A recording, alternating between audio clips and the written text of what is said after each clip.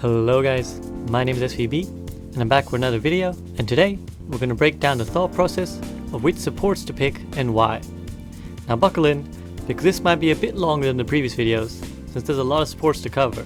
I thought about breaking this into main and off supports, but the definition of who is a main and off support is constantly debated and shifts dramatically based on the meta, so I didn't want to add to the confusion. And on that note, there are obviously some more supports which are meta and some which are not, but I know a lot of you don't really care too much about that. So I'm going to cover each support and go over which ones are good, which ones are not so good, but still explain each of their strengths and weaknesses and why you'd pick one over the other. So let's get into it guys. So like tanks, supports also come in pairs, but the support duos aren't necessarily as rigid or well defined as the tank combos, particularly because supports get tweaked a lot more often in terms of balancing than tanks do. The main principle to remember is that your supports should always complement each other in some way, and importantly, one support should make up for the deficiencies of another. So for example, if you pick a support with high heals, you would want to pair them with a support with high utility. If you pick one with an offensive ult, you should get another one with a defensive ult. I'll get into the specifics of this as we go along, but just try to remember this concept as we talk through the supports. Now it would be just plain wrong to do a video on supports and not start with the most constant presence in the support line, Lucio. He's been a dominant pick in the highest levels of Overwatch for such a long time. But why is Lucio so good? Well, to put it simply, Lucio's the support with the best utility in the game, and it all comes down to one thing: the speed boost. Lucio's ability to speed up allies is completely unique in the game of Overwatch. Literally no one else can give you what Lucio gives you, not since they nerfed Ana's nano boost anyways. But why is speed so valuable? Well, to explain this, we need to talk about what I'd like to call the 3 phases in Overwatch when you want to attack an enemy. So you start with the grouping phase, which is where you gather your team together, obviously. Then you have your initiation phase, where teams move towards the other team in a bid to launch an engagement.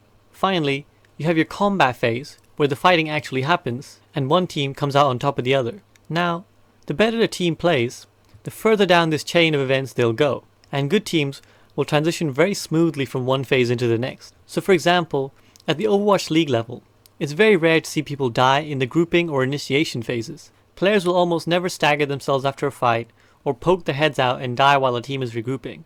They do die during initiation sometimes, but more often than not, fights are decided in the combat phase after abilities and ults are used, particularly in the GOATS meta.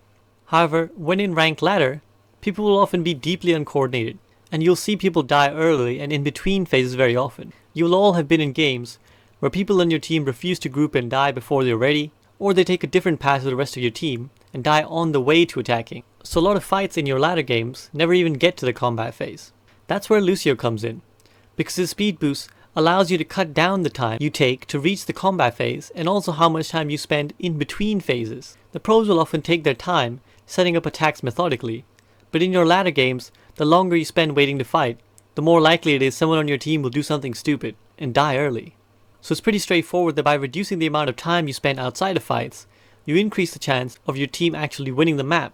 Lucio can move teammates around quickly to help them group or regroup and get out of a lost fight.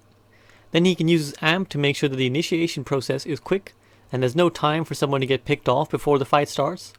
And once it does, the added speed can make your team a scary prospect to fight against. The amp speed boost is probably the most powerful default ability in the game. On top of this, Lucio has a couple other great uses. Firstly, he's amazing at staying alive, both with his ability to heal himself and his wall riding. That makes him great to stall out points, and also one-on-one against flankers in the backline. This leads on to his next strength, which is that he's one of the best peel healers in the game, meaning he can keep his fellow healer alive too by healing them and booping anyone away who might try and attack them. And of course, his sound barrier is an amazing defensive ult. So right now, there's very few weaknesses to Lucio, despite the nerfs. In some specific comps, you might want someone else, but if you're looking for a support who's always viable, then Lucio is definitely your guy. Next up, let's talk Ana. Now I'm going with Ana next, because in a standard 2-2-2, she pairs very well with Lucio, because of the principle of pairing that I spoke about earlier. As I explained, Lucio has the best utility of all the other supports. Ana, on the other hand, has arguably the best raw healing of any support in the game, so the two complement each other very well. As long as the Lucio keeps the Ana alive and helps move his team around, the Ana can output all the heals necessary to keep the team alive. On top of that, Ana's nano boost is an offensive ultimate that can be used aggressively to win fights, while Lucio Sound Barrier is a defensive ult that can keep you from being insta-wiped by the opponent's offensive ultimates like Graviton or Dragon Blade. Now where is Ana strongest? Well, Ana's biggest strength is that she has basically infinite range on her heals, meaning that any map with good sightlines are perfect for Ana. This is why you'll often see her picked on Junkertown in Anubis, or in places like Hollywood A and Hanamura B, because these all have areas far back from the action where Ana can sit and safely heal from a distance. Unlike other healers, who often have to be within a certain range of their team, Ana can choose her own position, and she can end up dictating the play. Ana's other greatest strength is in the value that her kit brings. First, her anti-nade has huge fight-swinging potential, and a well-timed purple on an enemy team can be enough on its own to open up and win fights. Again, like Lucio's speed, this is a unique ability, and that's why Ana can give you what no other healer can. And if D.Va didn't exist in the game, Ana would be picked even more. If you want an example of why, just look at this map on Kings Row from the Dallas Fuel versus the Houston Outlaws. Houston decides to run a Sombra instead of a D.Va-based 3-3, and look what Unco and Ana does to them. Picked from Muma, who's one of the more aggressive lines. OG gonna get juggled to the side, the sun comes in, he's not gonna be taken down. It's gonna be a train off of the sun of the... And again, versus Sound Barrier. EMP gonna be coming through, get the multiple members, that's good, the Sound Barrier coming in, but it's too late to keep OG alive in the fight. That being said, the Bionade is absolutely massive. Finds 3 people on the side of the Outlaw. Jake, now Muma. and again, Zenyatta can. The peel will have to be onto OG though when that EMP hits. Nano going forward, OG trying to get aggressive. Doesn't get stuck dumb, but it's just gonna be the rest. and again. Using trance. Oh, already Muma getting juggled around quite a bit. The heal tonight gonna be absolutely massive from Unco. Catches 3. Not gonna lead to any kills yet, but it gives up so much space for the Dallas Fuel to now grab that first tick on the point. Another Use one! grenade! 4-man bio out from Unco, and that's just gonna be the kills coming. So as you can see, just the anti-nades alone were enough to win the fights for the Fuel repeatedly. So an unchecked Ana can really dominate a game. But where is Ana weak? Well, if you see a pro team come out of spawn without an Ana, it's not because she's weak per se, it's just that in certain scenarios, there's better healers to run. I'll explain what those scenarios are as we go further in the video, but one thing to bear in mind is that Ana's Nano Boost is not one of the strongest support ultimates you can have. It's nice, but to get big value, it usually needs to be paired with another ultimate like Dragon Blade or Tactical Visor. Compare its value to what Zenyatta's Transcendence brings you, for example, which can shut down multiple powerful ultimates on its own, and you get an idea of the bigger picture. When picking heroes, and this doesn't apply to just supports, you should always think of the value of the character that you're picking versus the value of any other character in that situation. Ana is great, but will you get more value out of a support with a powerful defensive ultimate? That's something to consider, particularly on defense, where you can't afford for your team to get wiped. Now speaking of defensive ultimates, let's move on to the other powerful ultimate wielding support, Zenyatta. Now the current Overwatch League MVP, Jonak, is a Zenyatta player, so anyone who thinks supports can't carry games needs to think again. Zenyatta's strength is that he outputs way more damage than any other healer in the game. In the hands of the right player, having Zenyatta is like having an additional DPS in your team, and he can open up fights with a well-timed right click and take matters into his own holy hands. So when is Zenyatta strong? Well, like I said, he can output a lot of consistent damage, and on top of this, his Discord Orb can provide amazing value. Unlike speed or anti-healing, damage is not a unique property in Overwatch, but a 25% damage boost to everyone attacking that target is a lot, and it's better than, say, a Mercy damage boosting one person. In particular, Zen is really good at shredding tanks because their large hitbox makes it easy for him to consistently land left clicks, and the amp Discord damage is a lot more obvious with a bigger HP pool to chunk down. Additionally, as I mentioned, Transcendence is one of the most powerful ultimates in the game because it can completely nullify a lot of other powerful ultimates. But Zenyatta is also one of the toughest supports to play because he's a bit of a glass cannon. With his tiny HP pool and generous hitbox, he's the squishiest character in the game. Anyone who's played Zenyatta will know how easy he is to dive, and he can really struggle if the enemy team keeps sending flankers to kill him and or his team doesn't protect him. Now, Zen pairs pretty well with Ana since he's not a strong healer, but his damage utility can be very valuable. His Transcendence makes up for his Nano Boost, but he also lacks the mobility that Lucio brings to the team, so assess your options. Where Zen thrives the most is in a triple support comp, where he can be the true hybrid DPS and healer that he is, and that comp is entirely enabled by Brigette.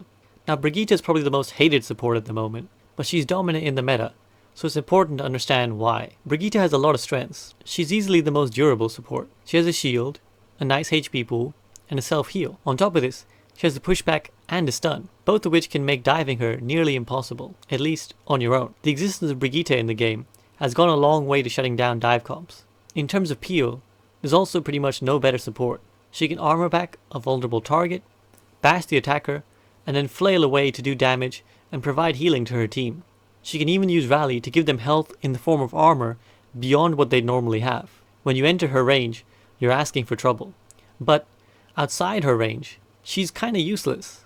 One thing that people often neglect when assessing the strength of Brigette is that she's dominant only when part of a triple support comp. If she's run as one of two supports, she can be a big liability and easily exploited. The reason for this is pretty simple. As one of three supports, Brigette only has to heal in combat. Any poke damage taken by the team can be healed by, for example, Lucio and Zenyatta. However, if she's one of two supports, the entire burden of poke healing is left on your other healer. For example, let's say you're running Ana Brick. If the enemy team comes out with a Pharah and Hanzo and just start chunking in large blocks of damage to your teammates from afar, Brigette can only heal one teammate every 6 seconds, and that's terrible. Your poor Ana is going to be clicking constantly and trying to keep everyone topped up while the Brig waits for something to happen. You're almost certainly going to start fights with half-health teammates. Sure, Brig is amazing at shutting down flankers in the backline, but if you don't have any, and instead just outrange her, she can be useless. That's why you should only run Brigette as one of two healers for specific scenarios and to shut down specific dive-based comps. Now, the same sort of range problem applies to our next healer, Moira. Moira is something of a favourite, particularly amongst players in the lower ranks of Overwatch, because she can output a lot of healing very easily. Her ult builds very fast, and she's probably the most independent healer, because she can self-heal, do damage, get kills, and also raid form out when in trouble. Moira doesn't really even need allies, which is probably why she's played a lot in the lower ranks, where solo plays are the order of the day. However, anyone who's seen my other videos knows what I think about Moira. Ultimately, guys, you have to go back to the idea of value. What is the value that Moira provides that another support doesn't? And the answer is, well, not a lot. She can output a lot of healing and a good amount of damage, but neither as well as a different healer. Her heals have a very short range and have a resource management aspect to them, meaning you can quickly run out. The orbs are unreliable forms of healing because you can't ask your teammates to chase them, and unless you're in a small room, you can't really control where it goes. Her damage is slow and unthreatening, and it relies on stupidity from the enemy team to actually be lethal. Sure, her ult charges fast, but it's a pretty weak one.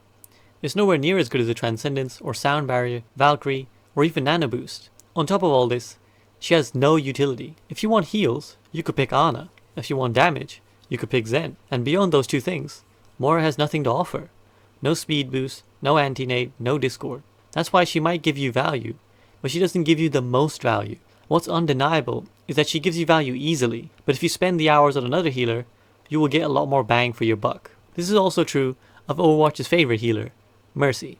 Now, don't get me wrong, I love Mercy, but sadly, her meta has already come and gone. It may come back again, but right now, she's not going to give you as much value as one of the first 4 healers I mentioned. Where Mercy is strong is that she can provide you value very easily. As a single target healer, she's awesome, and she's great at enabling one hero in particular. She's also incredibly slippery once you master the Guardian Angel mechanics, and good Mercies are very hard to kill. On top of this, Valkyrie is still a powerful ultimate and can enable multiple teammates at once, while making Mercy even harder to kill, which is great. However, again, Mercy's utility is very low. Now I know that Resurrect is a unique ability that I keep going on about. Yes, no one else can do this. It's a powerful move. However, it fundamentally relies on mistakes from your team to provide any value.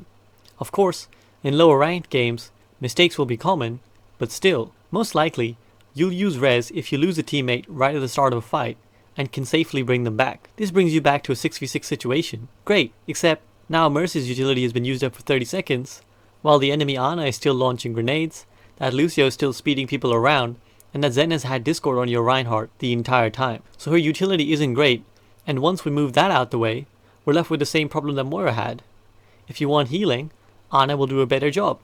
If you're going to be amping a lot of damage, why not just pick Zenyatta, who allows the entire team to benefit from the damage amp on that one target.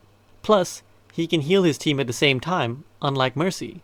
And while Valkyrie is a strong ultimate, it's not strong enough to warrant picking her for it alone. Sorry Mercy mains, that's just how it is. And so, that would be all the healers. Except we have a new addition to the game of Overwatch, Baptiste. Now as of making this video, people are still figuring out Baptiste's best use, and he's not particularly frequently picked by the pros, but maybe in a month's time this will change. As of right now, Baptiste's greatest strength is again in the idea of his unique utility. I know I'm a broken record by this point guys, but that is the way you have to look at each of your hero picks. Sound Barrier and Transcendence are strong because they make your teammates nearly unkillable. Baptiste's Immortality Field, commonly referred to as the Lamp, makes them actually unkillable. This is particularly strong if your teammates are clumped together and if you place the lamp at the right moment and behind cover. Particularly with entrenched comps, it can be a nightmare to deal with. His healing output is pretty nice, and his jump ability is good to get him to vantage positions. He can even output damage if you know how to use your hit scan heroes. His amplification matrix is great if you have the characters who can use it. However, it's also a fairly scenario specific ult. It can't really be used at any time. It requires a certain comp and a certain positioning which you plan on not moving from. Adding to this, the grenade launcher is unreliable at long range. Fundamentally, Baptiste requires your teammates to be within a narrow range of him and each other, which is great when they do, but really bad when they don't. And knowing Overwatch ladder guys, people tend not to stay grouped up that often. So to summarize Baptiste, you want to pick him if you plan on running some sort of bunker comp, or a comp that plans to hold one spot and stay there. Everything about his kit enables that style of play, and that's why he pairs so well with heroes like Bastion and Orisa, who love to do the same thing, and can also make use of his amplification matrix. Now, he shares the same problem as them, in that on attack, when you want to be moving around a lot, that can be hard to do, but on payload maps where pirate ship comps are viable, he can feel impossible to beat. However, don't pick Baptiste if your team are spread out and running around a lot, because he will quickly find himself struggling to heal any of them, and his immortality field will not get as much value as it would otherwise. Without protection, it'll be targeted down very quickly, and again, once you take that value out of the hero, he's really not worth playing. Working backwards, let's summarize Mercy next. Mercy is also very good in Bastion bunker comps, because those comps rely entirely on protecting Bastion, and if he dies, it all falls apart. In that case, the ability to resurrect Bastion is incredibly valuable, and that's kind of when you'd want to pick Mercy, if you plan on enabling one of your teammates. There's no better healer than Mercy at that, because she can switch between healing and amping damage rapidly. Another area where Mercy is great, and where she's most run in the pro scene, is as part of a solo healer on a DPS heavy comp. Mercy does this job really well, because the DPS comp will be very scattered, and her Guardian Angel allows her to ping from one target to the next very quickly. Any other healer would struggle to stay alive and stay with their team as they move around that rapidly, but particularly with the Pharah in play, Mercy can kind of reach everybody and keep them all topped up. So if you plan on running a comp like that, Mercy is your go-to. However, she has no AoE healing outside of her ult, no burst healing, and pretty much no utility. Like Moira, she's easy to get value out of, but will not give you maximum value. Speaking of which, Moira, like Baptiste, is also great when your team are clumped up. However, she's more mobile than Baptiste, and when paired with a Lucio, she can really enable some tank-heavy comps. Remember that before GOATS was a thing, the quad tank comp with Moira was very effective, because she can output mass AoE heals all the time. And if you have a lot of fat bodies clumped up together, you can also get a lot more value out of her orbs and her coalescence. That's why you'll still often see Moira run in a GOATS comp. In particular, you'd pick her over Zenyatta if you're not facing a GOATS v GOATS scenario. She has much higher healing output than Zen, and against the heavy long-range damage your opponents are probably doing, she'll be really helpful in keeping your team alive. But the problem is that, if you're not running that kind of comp, and your teammates are spread around, you'll struggle to get around to healing them all, and it's likely you'll run out of your healing meter very fast. On top of this, she has no defensive ult to save teammates with, and she has no utility abilities in that sense. That's why, even if you do run Moira, make sure you don't pair her with another traditional healer like Ana or Mercy, because they'll both be doing the same job. You need utility with your heals, and Moira is not that. Speaking of GOATS, you absolutely do want to run Brig if you have any intention of running 3 supports and 3 tanks. And honestly, if you want to win, why wouldn't you? Even if you don't run 3 tanks, Brigette is great in a triple support comp, because when paired with someone like Zen and Lucio, the 3 of them can provide so much heals and damage that they're even better than having dedicated DPS. Alternatively, if your backline is being dove on, or if you want to shut down flanking heroes, then look no further than Brig. One stun basically leaves that player open to a world of pain. However, like I said before, Brigette has very weak heals outside of combat. If you run her as one of two supports, you will struggle to keep your team alive, and you won't even know why. Poke damage will suddenly become a much bigger problem, and ironically, you'll need to start fights just to heal your team, and it's never a good idea to be starting fights on half HP. On top of that, Brig's AoE healing is very small, so if your team isn't staying together, or if the enemy is too far away, you'll get very little value out of playing her. So even though so many people consider Brig OP, she can easily be played around. Then, we'll move on to Zenyatta. Now Zenyatta is great in general, because he does most of the things that you'd want from a support. He heals, he does a lot of damage, his Discord Orb has great utility, and his Transcendence keeps teammates protected from most things. So feel free to pick him alongside any big healer, like Ana, or even Mercy, where he'll make up for their lack of defensive ult. But it's in a triple support comp where he really shines, and can really output that damage. However, Zenyatta is very squishy, so if you're anticipating being dove upon, or being left on your own a lot, then you might want to swap to a healer who's better at keeping themselves alive. He also lacks mobility, and in comps like Ryan Zarya, Lucio's speed boost is a lot more valuable than the Discord Orb. Next, let's head over to Ana, who's probably the best big healer in the game, quote unquote. Now I'm using the term big instead of main healer, because there's a lot of confusion about the term main healer that I don't want to add to. But essentially, Ana is the best at doing the heavy lifting of healing. She can constantly output heals, provided she hits her shots, and that frees up her other support to provide the utility in either damage or speed, or even an immortality field, for example. On top of this, her kit is amazing, and particularly if you feel like you can land a lot of anti-nades consistently, you can make huge plays with her. The old gal is pretty great at handling herself, thanks to that sleep dart. However, you need to pair Ana with someone who makes up for her deficiencies. If you've already got a Moira or Mercy in your team, then Ana is objectively a bad pick, because both healers will just be healing and nothing more, and you'll have no defensive ult to bail your team out of a grab or tactical visor. Nano boost is good, but it's not that good.